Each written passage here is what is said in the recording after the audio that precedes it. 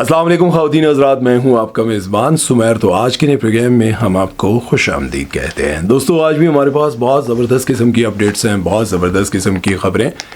लेकिन सबसे पहले हम बात करेंगे मोमर राना की। मोमर राना आजकल शदीद तनकीद की ज़द में रहते हैं।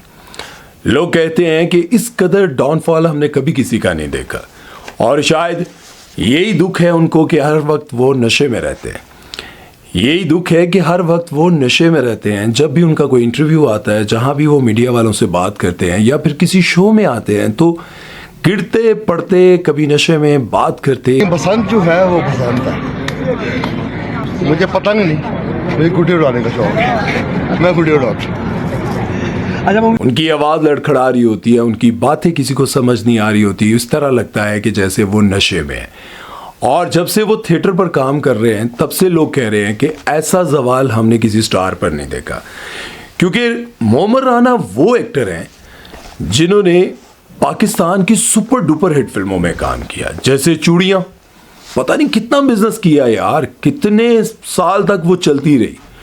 उसके बाद उन्होंने दीवाने तेरे प्यार के देखा, तेरी जिंदगी का साथी तेरे शहर में है आया, बहुत हिट। करा मैं नज़ारा। मतलब अपनी ज़िंदगी में उन्होंने बहुत अरूज देखा। ऐसा अरूज के बड़े बड़े स्टार्स को वो इंतज़ार करवाया करते थे। और एक टाइम पर न जाने कितनी कितनी फिल्म्स उन्होंने साइन की होती थी। अब एक ऐसा वक्त आ गया है कि वो थिएटर पर काम कर रहे हैं। अब थिएटर पर काम करने पर लोग उनको कह रहे हैं कि इनके ऊपर शदीद सवाल आ चुका है। अच्छा, एक थिएटर वो है जिस पर आज भी पाकिस्तान के बड़े बड़े स्टार्स काम करते हैं फ़ख्र से। वो थिएटर कौन सा है? वो थिएटर वो है जो अनवर मकसूद करवाते हैं। अभी लास्ट टाइम उन्होंने एक थिएटर करवाया इस्लामाबाद में, शायद उसका नाम था हाउस अरेस्ट। उसका टिकट इतना ज़्यादा महंगा था, लेकिन उसके बावजूद वो हाउस पैक जाता था। और उसके बाद आप लोगों ने वो थिएटर भी देखा होगा जिसकी इस्लामाबाद में, पूरे पाकिस्तान में बहुत ज़्यादा पब्लिसिटी हुई थी। यासिर हुसैन ने करवाया था, उसका नाम था मंकी बिजनेस। एक वो थिएटर है जिसमें पाकिस्तान के बड़े बड़े स्टार्स काम करते हैं। एक थिएटर वो है जहाँ पर बड़ी वल्गैरिटी होती है, जहाँ पर ऐसे लिबास, ऐसी फिजिक की एक्ट्रेसेस को डाला जाता है कि जब वो डांस करती हैं, जब वो मुजरा करती हैं, तो लोग आगे बैठे हुए लुत्फानंदोज होते हैं। उनको लगता है कि हम ड्रामा देखने नहीं बल्कि मुजरा देखने आए हैं। और कई बार इन पर पाबंदियां भी लग चुकी हैं। ये फ़र्क है उस थिएटर पर जिस पर पढ़े लिखे लोग दूर दूर से आते हैं और महंगे से महंगा टिकट खरीदते हैं, और एक वो थिएटर है जिस पर काम करने पर बहुत बार पाबंदियां भी लगती हैं, बहुत ज़्यादा एक्ट्रेसेस को अरेस्ट भी किया जाता है और उन पर केसेस भी चलते हैं। लेकिन ये सारी चीज़ें उस थिएटर पर होती हैं जहां पर गंदे जुमलों के साथ जुगते मारी जाती हैं। अब बाद में क्या कर रहा था कि मोमर राना उस थिएटर पर आए जहां पर उन पर बहुत ज़्यादा तनकीद की जा रही है। हालांकि पाकिस्तान के बड़े सुपरस्टार हैं कॉमेडी के, नसीम विक्की, जिन्होंने ना सिर्फ पाकिस्तान में बल्कि इंडिया में भी जाकर बड़ा काम किया। कपिल शर्मा के शो में सारी होस्टिंग ही नसीम विक्की करते थे। वो मोमर राना को वापस लेकर आए थिएटर पर। लेकिन मोमर राना पर बड़ी तनकीद की जाती है कि सिर्फ नशे की वजह से इन्होंने अपना पूरा कैरियर तबाह कर दिया, सिर्फ नशे की वजह से। अब ऐसा भी कुछ लोग कहते हैं कि हो सकता है कि इनको कोई बीमारी हो, जिस तरह से ईमान अली को बीमारी थी कि ईमान अली बात करती थी तो सबको ये लगता था कि ईमान अली नशे में रहती हैं। आबिद अली की बेटी, लोगों को लगता था कि ईमान अली नशे में रहती हैं, लेकिन असल में उनको एक बीमारी थी जिसमें उनकी जुबान जो है वो लड़खड़ाती थी। अच्छा, यही हाल एक इंडियन एक्टर का भी है जिनका नाम है गोविंदा।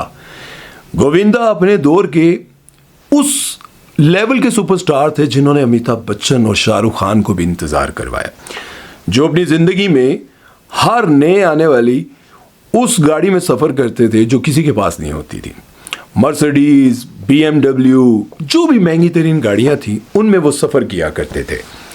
लेकिन आज गोविंदा पर वो वक्त आ गया है कि वो नॉर्मल स्टेज, जहां पर उनका छोटे से छोटा एक्टर भी परफॉर्म नहीं करता, वहां पर गोविंदा परफॉर्म करते हैं। और उनकी वाइफ कहती है कि ये गोविंदा की अपनी गलतियां हैं, गोविंदा की अपनी लापरवाहियां हैं। ऐसे दोस्त नशा और उन लोगों के साथ बैठना जो सिर्फ उनको गलत रास्ते पर लगाते हैं। गोविंदा वो सुपरस्टार था जिसने, मैंने आपको बताया कि अमिताभ बच्चन को कई घंटे इंतज़ार करवाया सेट पर आने के लिए, शाहरुख खान को इंतज़ार करवाया, गोविंदा बड़े बड़े स्टार्स को इंतज़ार करवाया करते थे, डायरेक्टर्स को रुला दिया करते थे। गोविंदा टाइम पर नहीं आते थे, गोविंदा एक्सरसाइज नहीं करते थे, जबकि गोविंदा के एक के बाद एक सुपर हिट फिल्म आ रही थी।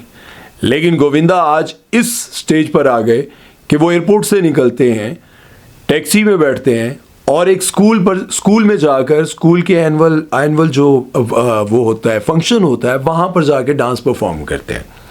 आप अंदाज़ा लगाएं, एक दौर था कि जब पूरी बॉलीवुड इंडस्ट्री, पाकिस्तान, हर जगह गोविंदा की फिल्म, गोविंदा का डांस देखने के लिए बेताब रहते थे।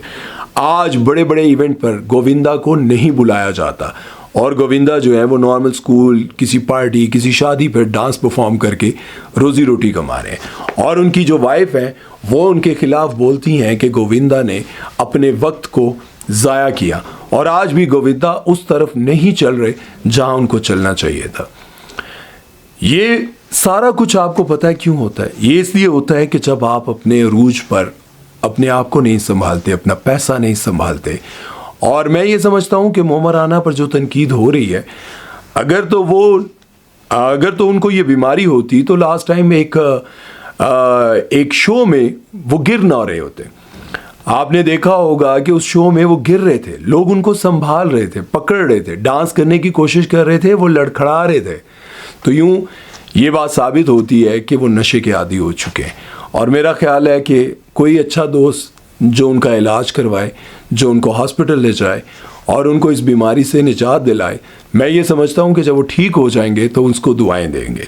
खैर, आपका इस बारे में क्या कहना है ज़रा कमेंट सेक्शन में ज़रूर बताइएगा। मैंने डिटेल में आपको बताया। इस तरह अगर मैं बात करता तो बेशुमार ऐसे लोग हैं जिनकी ज़िंदगी में उनकी गलतियों की वजह से डाउनफॉल आया। खैर, चलते हैं नेक्स्ट खबर की तरफ। वो बात करते हैं जी अलीज़े शाह, शाज़िया मंजूर और यासिर नवाज़ की कंट्रोवर्सी के बारे में। अलीज़े शाह ने अभी रिसेंटली बताया कि शाज़िया मंजूर मेरे बारे में बात करती रहती हैं और बताती रहती हैं कि मैंने जानकर नहीं गिराया था, जबकि उन्होंने बहुत सारे सबूत भी दिए थे। जब शाज़िया मंजूर ने उनको स्टेज पर गिराया था तो बहुत सारे एक्टर्स के साथ वो इसी तरह स्टेज पर जाकर शुगर लगा कर उनका मजाक उड़ा कर दिखाती थी। लेकिन अभी एक इंटरव्यू उनका आया अभी रिसेंटली, तो उसमें उनसे पूछा गया कि वो जो अलीज़े शाह को आपने गिराया था वो फेक था, हकीकत थी, जानबूझकर गिराया था, क्या किया था? तो शाज़िया मंजूर ने कहा कि नहीं, वो तो इतनी प्यारी हैं, आई लव यू अलीज़े, मैंने तो कभी भी उनको जानकर नहीं गिराया, उनको नज़र लगी होगी, वो बहुत खूबसूरत है इसलिए। लेकिन इसका जवाब देते हुए अलीज़े शाह ने कहा कि ये झूठ बोल रही हैं। हालांकि उन्होंने कहा कि वो तो छोटी सी हैं, प्यारी सी हैं, मुझे बहुत अच्छी लगती हैं, लेकिन अलीज़े शाह ने कहा कि वो झूठ बोल रही हैं, उन्होंने मुझे जानबूझकर गिराया था। और फिर उन्होंने बहुत सारे शोज़ में बैठकर इस बात का मजाक भी उड़ाया था, शुगल भी लगाया था मेरे ऊपर, जबकि मेरी इंसल्ट हुई थी और शाज़िया मंजूर इस पर मजाक बना रही थी। और इसके साथ साथ अलीज़े ने यह भी कहा कि मेरे पास काम बहुत है, ये ना समझिएगा कि मैं अटेंशन लेने के लिए, लोगों को अपनी तरफ मुतवज्जह करने के लिए ये सब कर रही हूँ। मेरे पास काम आ चुका है और मैं बहुत सारे स्क्रिप्ट पढ़ रही हूँ, बहुत जल्द आपको नजर आएगा। लेकिन ये बात जो उन्होंने कही ना कि मेरे मैनेजर जो हैं वो भी मिले हुए थे उन लोगों के साथ, यानी कि यासिर नवाज और इन लोगों के साथ, वो कहती हैं कि पैसे देकर लोगों को मेरे बारे में बात करवाई जाती है, पैसे देकर मुझे बदनाम करवाया जाता है।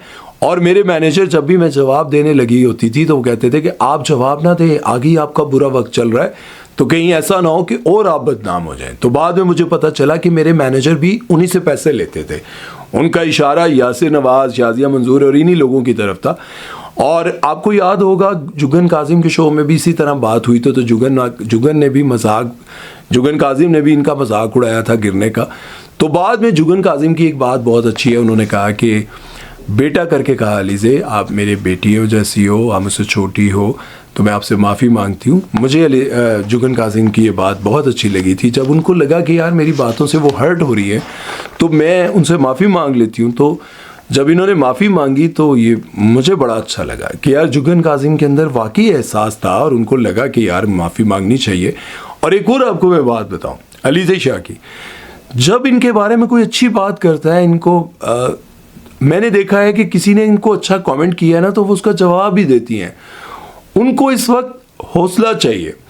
देखिए, मैंने कितनी बार कहा था कि अलीज़े पर इतनी आप तनकीद करते हैं, वो इस तरह के कपड़े पहनती हैं, उनके लिए दुआ किया करें यार, अल्लाह उनको समझ दे। वो एक वक्त आएगा, वापस अपनी जगह पर आ जाएंगी, उनको समझ आ जाएगी। फिर देख लें कि उन्होंने वो सारी तस्वीरें, सारी वीडियोस डिलीट कर दी जिनमें वो नीम बना हालत में होती थी। आज अलीज़े मतलब दोबारा से उनके पास स्क्रिप्ट आने शुरू हो गए हैं और बहुत जल्द आप देखेंगे किसी बड़े ड्रामे में उनको। लेकिन यार, ये जो लोग जानबूझकर उनको कहीं ना कहीं पिन करते हैं ना, मतलब सुई मारते हैं और फिर वो बोलती हैं, फिर जब वो कुछ ऐसा बोल देंगी तो आप लोगों को बुरा लगेगा। मेरा ख्याल है कि आप लोग सीनियर हैं। वो ये कहती हैं कि सीनियर होने का मतलब ये नहीं है कि वो बहुत अच्छे इंसान भी होंगे। सीनियर हैं तो उनको समझ कर बात करनी चाहिए। बहरहाल, इस बारे में अब आप लोगों की क्या राय है? क्या इन दोनों ने ये सब जानबूझ के करते हैं? अलीज़े हो गई, यासिर नवाज हो गए, या ये सब चीज़ जानबूझकर करते हैं या फिर इनसे हो जाता है? एक ज़रा तुझे मैं दस रहा हूँ। खैर, चलते हैं नेक्स्ट खबर की तरफ। वो बात करते हैं अच्छी खबर के बारे में। आगा शेराज हैं, कई साल पहले बहुत बड़े एक्टर हुआ करते थे। फिर जाहिर है, आपको पता है, डाउनफॉल, ज़िंदगी में मुश्किलात आती हैं और फिर गायब हो गए। अब इस्लाम की खातिर शोबिज़ इंडस्ट्री को छोड़ा उन्होंने। पिछले दिनों हार्ट अटैक हुआ इनको और इन्होंने बताया कि अस्पताल में पहली कॉल जो है वो मुझे इमरान अब्बास की आई। अब ज़रा बात गौर से सुनिएगा। इमरान अब्बास के बारे में हम अक्सर कहते रहते हैं ना, खूबसूरती की बातें करते हैं और ये वो हम तनकीद करते हैं, लेकिन अच्छाई ये है उनकी कि इमरान अब्बास की कॉल आई और उन्होंने कहा कि यार अपना वो ज़रा मुझे अकाउंट नंबर बताना, वो एक प्रोजेक्ट करवाना है, तुम ठीक हो जाओ तो फिर वो मेरे साथ करना है। उन्होंने कहा कौन सा प्रोजेक्ट? वो बड़ा अच्छा प्रोजेक्ट है, ये वो करके उन्होंने अकाउंट नंबर दिया तो वो पैसे उनके पास ट्रांसफ़र हो गए और कहा कि यार प्रोजेक्ट तो कोई नहीं है, लेकिन मुश्किल में हम एक दूसरे के काम नहीं आएंगे तो कौन काम आएगा। इमरान अब्बास की ये बहुत अच्छी बात है कि उन्होंने मुश्किल में बग़ैर मांगे उनको पैसे दिए। आजकल आपको पता है, आजकल नहीं हमेशा से, मैं मिसाल पहले शुरू से देता हूँ मेहदी हसन साहब की। कितने बड़े स्टार थे, जब बीमार हुए तो गवर्नमेंट हॉस्पिटल में थे। ये वो गुलकार थे जिनका गाना सुनने के लिए बड़े बड़े सियासतदान पैसा लुटाया करते थे, बड़े बड़े सुपरस्टार इनको अपने साथ बिठाया करते थे कि खान साहब इनके पांव दबाया करते थे। लेकिन जब बुरा वक्त आया तो कोई साथ नहीं था।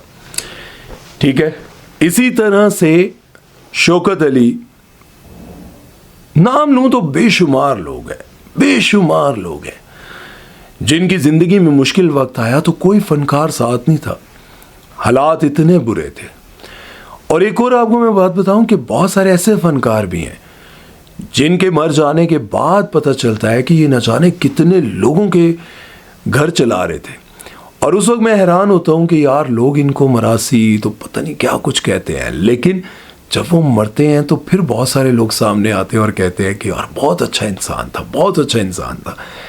एक्टर्स के बारे में तो मैं फिर भी सुन लेता हूं, लेकिन किसी सियासतदान के बारे में मैंने आज तक नहीं सुना कि उसकी वफात हुई हो और फिर बहुत सारे लोग रो रहे हों और कह रहे हो कि यार जब तक वो ज़िंदा था मेरे घर का चूल्हा चलाता था, मुझे खर्चा देता था, मुझे पैसा देता था। हालांकि सियासतदान बहुत अमीर होते हैं, बहुत ज़्यादा अमीर होते हैं। सियासत में आने से पहले तो वो इतने अमीर नहीं होते, लेकिन सियासत में आने के बाद बहुत अमीर हो जाते हैं। और इतने अमीर होने के बावजूद मैंने आज तक किसी के बारे में नहीं सुना। जिस तरह से मैंने सुना नरगिस के बारे में, नरगिस के बारे में मैंने अभी सलीम अलबेला का पॉडकास्ट किया था तो उन्होंने कहा कि मेरी बेटी की जब शादी थी तब मेरी पेमेंट बहुत कम हुआ करती थी, मेरे पैसे बहुत कम हुआ करते थे, लेकिन उन्होंने मेरी बेटी की शादी में बहुत हेल्प की। वो बहुत चैरिटी करती हैं। आगा माजिद बहुत चैरिटी करते हैं, सुहेल अहमद साहब बहुत चैरिटी करते हैं, इफ्तार ठाकुर साहब बहुत चैरिटी करते हैं, बहुत सारे लोग हैं। फिर जब सुल्तान राय साहब की डेथ हुई तो मैंने, उस वक्त हम बहुत छोटे थे, लेकिन मैंने जब उन पर एक वीडियो बनानी थी तो मैंने रिसर्च की तो मैंने देखा कि लोगों को रोते हुए कि मेरे घर का चूल्हा कैसे चलेगा, मेरे घर का निज़ाम कैसे चलेगा। राय साहब की डेथ के बाद आपको पता है, राय साहब की शूटिंग के दौरान बिला वजह भी लोग अपनी रेडियाँ ले जाते थे, थोड़ा सा फ्रूट रख के कि थोड़े पैसे ज़्यादा मिल जाएंगे, आज काम अच्छा हो जाएगा। और राय साहब जो कमाते थे उससे काफ़ी जो ज़्यादा हिस्सा था वो गरीबों में बांट देते थे। इसी तरह से जब मैडम नूरजहां की डेथ हुई तो बेशुमार लोग सामने आए। उन्होंने कहा कि नूरजहां जिंदा थी तो मेरे घर का चूल्हा जलता था, नूरजहां जिंदा थी तो हमारे घर में सुकून से हम खाना खा सकते थे, राशन मिल जाता था। बेशुमार अदाकारों के बारे में ये बातें सुनने को मिलती थी, लेकिन कभी किसी सियासतदान के बारे में ये बात नहीं सुनी। अब आपको मैं एक बार पहले भी बता चुका हूँ कि मेरे एक दोस्त हैं, बहुत अच्छे डायरेक्टर हैं। जब उनकी ज़िंदगी में मुश्किल वक्त आया तो वो कहते हैं कि मुझे कोई नज़र नहीं आ रहा था क्योंकि कोई प्रोजेक्ट नहीं था मेरे हाथ में। तो मैंने अदनान सिद्दीकी को फ़ोन किया। अदनान सिद्दीकी ने मेरा फ़ोन उठाया और मैंने उसे कहा, कहते मैंने कभी से अदनान सिद्दीकी के साथ कोई काम भी नहीं किया हुआ था, हाँ अलबत्ता सलाम दुआ थी। तो मैंने फ़ोन किया और मैंने कहा अदनान भाई वो हालात बड़े ख़राब हैं। तो उन्होंने दूसरी बात ही नहीं की, उन्होंने कहा अकाउंट नंबर बताओ। अकाउंट नंबर बताया तो कहते हैं 1 लाख रुपया मुझे दिया उन्होंने। और अभी मेरे जहन में और भी बहुत सारे लोग आ रहे हैं, लेकिन इस पर बात करते करते ना लंबी हो जाएगी बात। ज़िंदगी में मुश्किल वक्त आते हैं, एक दूसरे के काम आना चाहिए। क्योंकि मैं ये बात यहाँ पर ज़रूर कहूँगा कि लता मंगेशकर जो थी, बहुत बड़ी सिंगर थी लता जी, उनके आखिरी अल्फाज ये थे कि मेरे पास महल जैसा घर है, लेकिन आज मैं हॉस्पिटल के किराए के कमरे में हूँ। मेरे पास पहनने के लिए दुनिया की महंगी तरीन ज्वेलरी है, लेकिन आज मैं खाली हाथ हूँ। मेरे हाथ पर सिर्फ ड्रिप्स और सुइयों के निशान हैं, जो कैनोले लगते हैं ना, सिर्फ उनके निशान हैं। मेरे अकाउंट में इतना पैसा है कि मैं दुनिया की अच्छी से अच्छी चीज़, अच्छे से अच्छा फ्रूट, खुराक खा सकती हूँ, लेकिन बीमारी की वजह से मैं नहीं खा सकती। मेरे घर के गैराज में महंगी तरीन गाड़ियाँ हैं, लेकिन मैं व्हील चेयर पर हूँ। मेरा घर महल नुमा है, लेकिन मैं हॉस्पिटल में हूँ, तकलीफ़ से गुजर रही हूँ। और ये बहुत बड़ा सच है, बहुत बड़ी हकीकत है, जिसे हम ठुकराते हैं, जिसे हम झुटलाते हैं, वो है मौत। काश हम ये याद रखें कि मौत ले आना है और ये सब कुछ यहीं रह जाना है, तो फिर शायद हम अपने सामने बहुत सारे लोगों को दुखी ना देखें। उम्मीद है कि ये बातें आपको समझ आई होंगी। अपना ख्याल रखिएगा, दुआ में याद रखिएगा। सुमेर चौधरी को दीजिए इजाज़त। अल्लाह हाफिज़।